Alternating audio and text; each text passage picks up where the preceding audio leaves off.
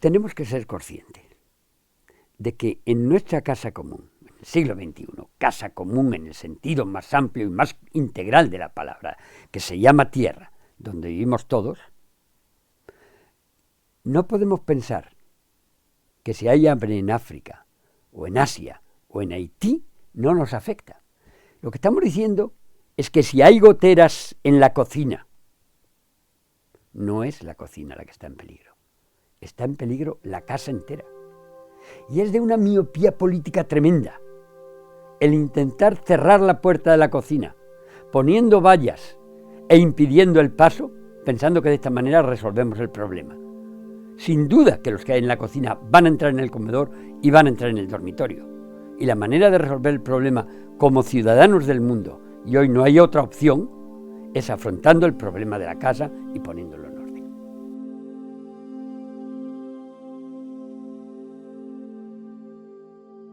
Mi nombre es José Esquinas Alcázar. Yo nací en Ciudad Real, en el corazón de La Mancha, en España, hace casi 72 años.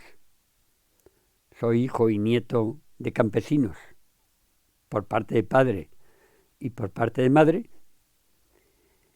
He estudiado en diversas partes, hice un doctorado en España en agronomía y después otro en Estados Unidos, en California, en genética. He trabajado muchos años en el campo y también en los laboratorios.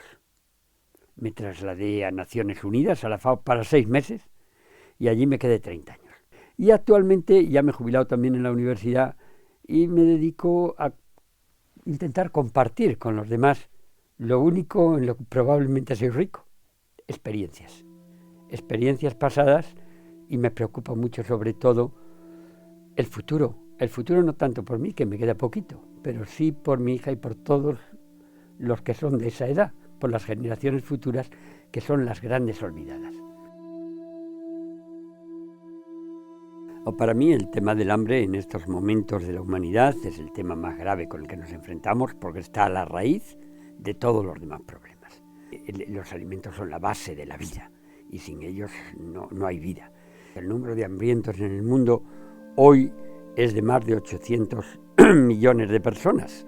Esto significa que cada año están muriendo como consecuencia del hambre y la malnutrición 17 millones de personas.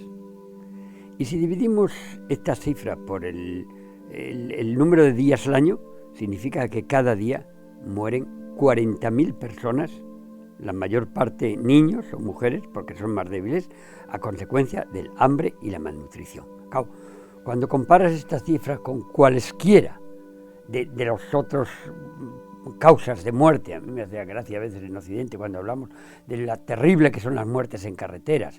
Claro, estamos hablando de minucias, o con cualquier otro tipo de muertes por enfermedades, etcétera, no tiene punto de comparación. Ahora, lo curioso es que la gente dice que el hambre ha existido siempre y no se puede evitar. Eso es mentira. El hambre ha existido siempre, probablemente es cierto. Que no se puede evitar hoy en el siglo XXI es una gran mentira. Ese mismo día que mueren de hambre, hoy, por ejemplo, 40.000 personas, estamos gastando en armamentos 4.000 millones de dólares. Eso significa que con lo que cada día estamos gastando en armamento, podríamos alimentar a los muertos del día al precio que tienen los alimentos en los países donde mueren por más de 100 años, que no va a ser la vida media de esas personas. Por lo tanto, es absolutamente evitable. Según datos de Naciones Unidas, con un 2,5% de lo que la humanidad gasta en armamento, podríamos erradicar el hambre en el mundo. No estoy hablando de dar limosna, simplemente de dar de comer, es de eliminar las causas del hambre. O si prefieres, otro dato interesante y muy reciente es con lo que Occidente ha gastado en los 12 últimos años en salvar a la banca. Con un 3% de eso sería suficiente eliminar el hambre en el mundo. Por otra parte, uno podría plantearse, y además lo estamos oyendo por la televisión constantemente, dice, no, hay que producir mucho más porque no hay comida para todos. Esto es otra gran mentira. Hoy, siglo XXI, producimos en el mundo el 60% más de los alimentos que necesitamos para alimentar a la humanidad entera. Y sin embargo, muere de hambre la gente. El problema no es producir más alimentos. El problema es el acceso a los alimentos. Esos alimentos están en el mercado internacional, pero no llegan ni a la boca ni a la mesa del que tiene hambre. ¿Qué pasa con esos alimentos? Se pierden en el camino. Datos muy recientes de la Unión Europea y de Naciones Unidas muestran que estamos desperdiciando y muchas veces tirando a la basura 1.300 millones de toneladas métricas de alimentos al año. En el caso de España, 7,7 millones de toneladas métricas desperdiciamos, que equivale a 169 kilos por habitante y año. Y gran parte de eso lo tiramos a la basura. El 30% en envases sin abrir, porque ha caducado. Evidentemente, este tipo de despilfarros no está contribuyendo a resolver el problema, y es responsabilidad de todos y cada uno de nosotros. Si tú coges el caso de las grandes enfermedades, de las pandemias, como puede haber sido la gripe aviar, la fiebre porcina o muy recientemente la gripe A, se han invertido cantidades ingentes de dinero a nivel mundial para enfrentarlas. Tú sabes el número de personas que han muerto desde hace 8 años, cuando aparece, como consecuencia de la gripe A. Unas 17.000 personas, que sería menos de la mitad de los que mueren de hambre en un solo día. Un amigo mío, de manera muy cínica, o al menos a mí me pareció cínico, pero es una gran verdad, me decía: Pepe, ¿sabes por qué el problema del hambre no se resuelve? ¿Por qué? Porque el hambre no es contagiosa. Si lo fuese, pasaría como con la gripe A, pondríamos los medios, y desgraciadamente es cierto. El hambre no es contagiosa, pero hoy, en el siglo XXI, es tremendamente peligrosa. Y para mí es una de las mayores amenazas de la humanidad, en un mundo globalizado e interdependiente. En esta pequeña barca que se llama Tierra, si se hace un agujero, me da igual que esté en Etiopía, en España, en Estados Unidos o en la India. La que está en peligro es la nave Tierra. Y ahí tenemos que ser suficientemente agudos como para darnos cuenta que aquí o nos salvamos todos o perecemos juntos. Mira, hay una cosa clara: cuando aparece la crisis alimentaria del 2008, el número de muertos como consecuencia del hambre se incrementa en un 20%. Y la consecuencia de eso fue revueltas callejeras en más de 60 países. Y en muchos de ellos cayeron los gobiernos. El hambre, además, está a la base de otros que consideramos grandes problemas de la humanidad, al menos desde Occidente, cuando se habla de grandes problemas para Europa, la inmigración ilegal, la violencia internacional, las pandemias. Pues claro, lo que no nos damos cuenta es que la inmigración ilegal ocurre como consecuencia del hambre y la pobreza. Si en mi país no hay hambre, no tengo por qué arriesgarme. Vamos, si puedo vivir bien, no tengo por qué arriesgarme. Lo que no somos conscientes en Occidente muy a menudo es que el riesgo de coger una patera para trasladarse a Europa, con ser altísimo, es a veces mucho menor que el riesgo de quedarse en casa y que yo y mi familia moramos de hambre, o moramos como consecuencia de otra serie de problemas. Entonces, la base del problema de los inmigrantes ilegales o del problema de los refugiados, en gran parte, está relacionada con el hambre y la pobreza. Y no importa cuántas sean las vallas que tú vayas a poner o las concertinas criminales que pongas en esas vallas, probablemente el riesgo asumido es menor. La violencia internacional, en gran parte, es debido a que la vida humana tiene poco valor. Y la vida humana tiene poco valor justamente en los lugares donde hay hambre y pobreza. Y por eso el terreno está abonado para podérsela jugar por una serie de razones o sin razones en muchos casos. Las grandes pandemias, ahora el ébola. ¿Dónde aparecen todas estas grandes pandemias? En los lugares donde los seres humanos son más vulnerables como consecuencia del hambre y la desnutrición. Si somos capaces de atajar este problema, hemos combatido en gran parte esas emigración, violencia, enfermedades. La conclusión de todo ello es que quizás tendríamos que plantearnos que lo que hasta ahora no hemos sabido hacer por caridad para los más religiosos, por solidaridad para otros, o si queréis, según la Revolución Francesa, por fraternidad, palabra, por cierto, que se nos ha olvidado, ¿sí? Hablamos de la Revolución Francesa, libertad, igualdad y fraternidad. La fraternidad la hemos dejado a un lado. Bien, lo que no hemos sabido hacer por caridad, solidaridad o fraternidad, hoy no tenemos más opción que hacerlo, aunque solo sea por egoísmo inteligente, pero al menos seamos inteligentes.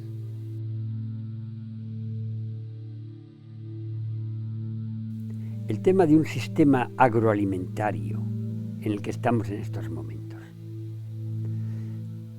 que permite desperdiciar una tercera parte de la producción mundial, 1.300 millones de toneladas métricas de alimentos, mientras 40.000 personas mueren de hambre al día, no solo es un sistema inecuo e injusto, sino que es un atentado contra las generaciones futuras. Y trato de explicar por qué digo eso. Fíjate que ¿qué es producir alimentos? ¿Qué es la agricultura? Y voy a dar una definición muy básica. Agricultura es la transformación de los recursos naturales del planeta, tierra, agua, aire, diversidad biológica y energía, en alimentos, a través de tecnologías más modernas o más antiguas, desde ordeñar a una vaca hasta trabajar en un laboratorio. Pero es la transformación de esos recursos naturales del planeta, limitados y perecederos, en alimentos. ¿Qué ocurre con esos recursos naturales, que no son solo nuestros? Que los tenemos en préstamo, como dice un proverbio africano, de nuestros hijos, que están ahí para uso y disfrute no solo de esta generación, sino de todas las que vienen después. Vamos a ver lo que ocurre cuando estamos perdiendo en el camino 1.300 toneladas métricas de alimentos por año. En la producción de esos alimentos que no van a llegar nunca a la boca del consumidor, que no va a comer nadie, se han utilizado 1.400 millones de hectáreas de tierra fértil, 28 veces la superficie de España. Se han utilizado 250 kilómetros cúbicos de agua dulce, una cuarta parte del agua dulce utilizada en el planeta para la agricultura y la alimentación. Se han utilizado 300 millones de barriles de petróleo. Y los gases invernaderos, que son consecuencia de la producción de estos alimentos que no se van a comer nadie, están contribuyendo con más de un 20% a los cambios climáticos. Por lo tanto, cuidado, no es solamente una cuestión de justicia social, no es solamente que no tengamos derecho a desperdiciar de esta manera, es que además estamos eliminando los instrumentos básicos para que nuestros hijos, nuestros nietos y nuestros bisnietos puedan seguir alimentándose.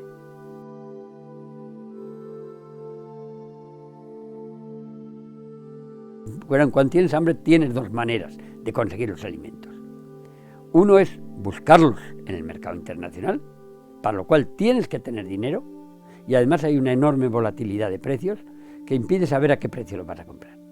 La otra es producirlo tú mismo, o muy cercano, los produce tu vecino. Bien, si tú tienes hambre, es porque eres pobre, si no, no tendrías hambre. Por lo tanto, de lo que se trata es de producirlo lo más cercano posible, y producirlo tú o intercambiarlo, etc. Y para eso es imprescindible la producción cercana. Mira, os voy a contar un ejemplo que yo creo que es muy significativo de cómo la seguridad alimentaria no es suficiente y es imprescindible el buscar la soberanía alimentaria también. Hay uno de los países de África Occidental donde, como varios otros, no había habido hambrunas a lo largo de su historia. Pero se necesitaban cientos de miles de pequeños agricultores para producir los alimentos con los que se alimentaba el país. En un momento determinado, hace unos 30 y tantos años, hay una misión del Banco Mundial y del Fondo Monetario Internacional que aconseja al gobierno de este país el producir menos alimentos y sin embargo producir más algodón. El argumento fue el siguiente: ustedes tienen unas condiciones agroecológicas, climáticas, etcétera, excelentes para producir algodón. Sin embargo, no son tan buenas para producir alimentos. Si todos los esfuerzos de personas y de recursos que están utilizando en producir alimentos lo utilizan para producir algodón, van a poderlo venderlo a un precio muy bueno en el mercado internacional, sobre todo a Estados Unidos y Europa, y van a tener suficiente para alimentarse todos y les va a sobrar dinero. El gobierno no estaba muy convencido. Hizo un estudio paralelo y llegó a las mismas conclusiones.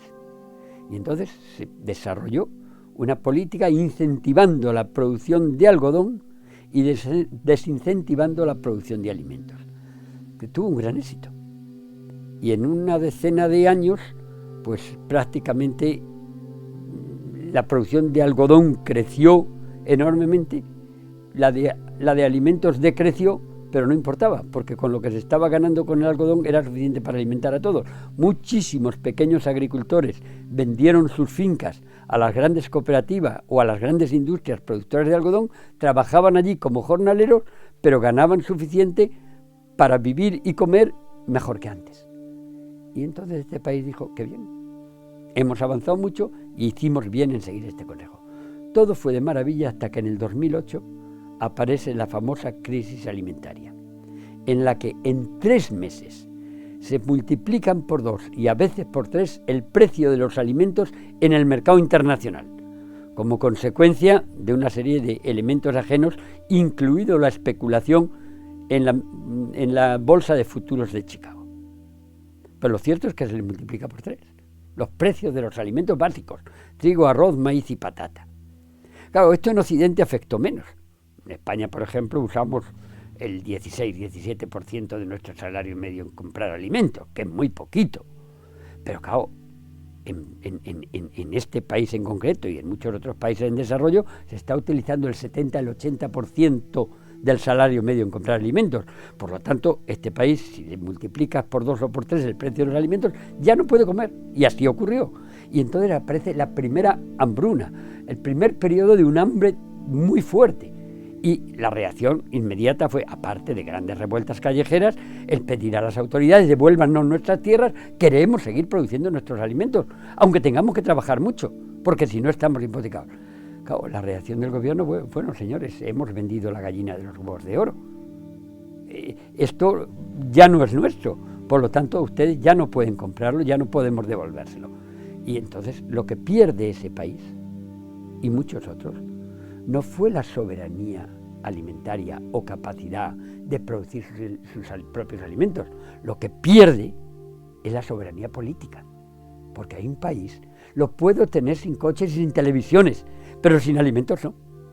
Y ese país, como muchos otros, se han hipotecado y ahora depende de las limosnas, de las ayudas externas que yo no puedo controlar y que muchas veces las tienes a cambio de esa hipoteca política de la que hablaba.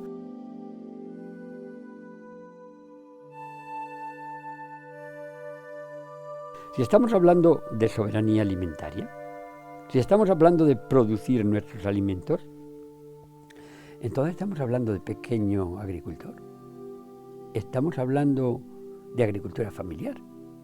Claro, resultó muy sorprendente para muchos países y sobre todo para Europa, que en el año 2014 la FAO y Naciones Unidas lo declaran como el Año Internacional de la Agricultura Familiar. Sobre todo en Europa se dijo: bueno, la agricultura familiar está obsoleta, el futuro está en las grandes extensiones mecanizadas, etc. Pues se equivocaban de punta a punta. De hecho, había un estudio de la FAO, que es el que justificó la declaración del Año Internacional de Agricultura Familiar, donde se muestra que a nivel mundial, si bien es cierto que determinados tipos de agriculturas industriales producen en general, no siempre, más de lo que pueden producir otros tipos de agriculturas, pero sin embargo, si nos planteamos quién alimenta al mundo, si no miramos cuánto se produce, sino cómo se produce la mayoría de los alimentos que sí llegan a la boca del que tiene hambre, las cifras fueron sorprendentes. casi el 80% de los alimentos que llegan a la boca del consumidor a nivel mundial están producidos por el pequeño agricultor y la agricultura de pequeña escala y agricultura familiar. ¿Qué es lo que hay que apoyar? ¿Grandes cambios industriales de la agricultura? No, habrá que apoyar evidentemente tecnologías apropiadas, pero poniendo el énfasis en la agricultura familiar, en aquella que nos permite mantener la capacidad de autoalimentarnos y de que estando esa producción a nivel local no puedas depender de factores que tú no controlas. Hay un estudio muy interesante de la FAO que muestra que a lo largo de la historia de la humanidad se han utilizado entre 7 y 10.000 especies distintas. Hoy estamos cultivando comercialmente no más de 150 y solo 4, trigo, arroz, maíz y patata, están contribuyendo con más del 60% a la alimentación calórica humana. Hay un gran desperdicio de cultivos importantísimos ligados a las culturas locales y con un gran poder nutritivo que están siendo infrautilizados. Entre estos cultivos poco utilizados, que no han sido considerados porque no tienen hoy un valor comercial, hay muchos de ellos que son africanos, como puede ser el tef, que sí es conocido y muy conocido en Etiopía, pero no en otros lugares, o muchos tipos de sorgo, etc. Y hay prácticamente en todos los continentes y en todos los países, hay muchos de ellos ligados a las tradiciones locales. Y yo creo que hay que, libre de prejuicios, empezar a mirar a todos estos cultivos locales y al gran potencial que tienen para alimentar a la humanidad hoy y sobre todo en el futuro próximo. Porque a la medida que van llegando los cambios climáticos, tenemos que pensar que muchos de los cultivos que cultivamos hoy en determinadas zonas no van a poder seguir cultivándose. Como consumidores tenemos una enorme responsabilidad. Querámoslo o no, estamos en una sociedad de consumo. Y querámoslo o no, el consumo hoy es el motor de la sociedad. Por eso yo creo que consumir es un acto político. Y que cuando nosotros decidimos consumir un producto u otro, estamos priorizando un sistema de producción frente a otro sistema de producción y por tanto un tipo de sociedad frente a otro tipo de sociedad. En el caso de los alimentos, Carlo Petrini, que es el presidente de Slow Food International, un movimiento, como conocéis muchos, sobre la comida lenta y la comida saboreándola, etcétera, pero que no es ajeno tampoco a los sufrimientos del hambre, él dice que cuando vamos a comprar alimentos hay que pensar en 3 factores. Y tiene un libro sobre esto, que se llama Lo bueno, lo limpio y lo justo. Primero, que sea bueno, de calidad. Está muy bien comprar un vino ecológico, pero si no es bueno y es una caca, por muy ecológico que sea, sigue siéndolo. Por lo tanto, que sea bueno. Bueno en el sentido nutritivo y bueno en el sentido organoléptico. Que sea limpio desde el punto de vista medioambiental, que se haya producido sin destruir los recursos naturales del planeta sobre los que se basa, sin destruir o salinizar la tierra, sin destruir el agua, el aire, la diversidad biológica, la energía, y desde ese punto de vista que sea amigable, se haya producido de una forma amigable con el medio ambiente.